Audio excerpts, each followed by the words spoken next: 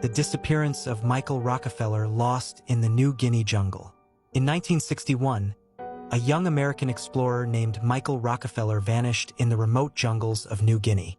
He was the son of Nelson Rockefeller, a powerful American politician and member of one of the richest families in the United States.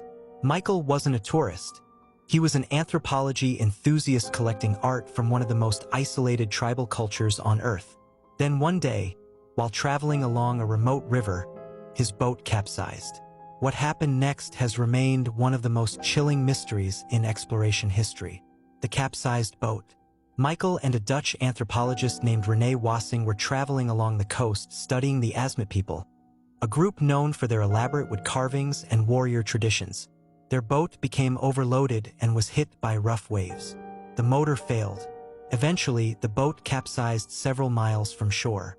Two local guides swam for help. Michael and Wassing stayed on the overturned boat. The decision. After drifting for nearly 2 days, Michael made a decision. He reportedly said, "I think I can make it." He tied empty fuel cans to his waist for flotation and began swimming toward land. He disappeared into the waves. Wassing was later rescued. Michael Rockefeller was never seen again. The massive search. Because of his family's influence, one of the largest searches ever conducted in the region began. The search included aircraft, Dutch military patrols, boats along the coast, local tribal guides. Despite weeks of searching, no body was found. The theories. Drowned at sea, official explanation. The official conclusion was that Michael drowned while trying to reach shore. The waters were dangerous with strong currents and sharks. But some researchers question this explanation. Killed by a tribe. The most controversial theory suggests Michael reached shore but encountered warriors from the Asmat tribe.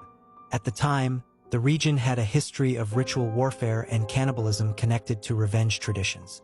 Some missionaries and anthropologists later claimed local stories described the killing of a white outsider around that time. However, the evidence remains debated. Survived in the jungle. A much less likely theory suggests he survived and lived among remote tribes. But no credible sightings have ever confirmed this. Why the mystery still feels unsettling.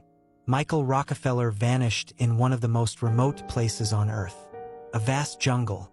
Hundreds of miles of unexplored coastline. Dozens of isolated tribal villages. If he reached shore, almost anything could have happened.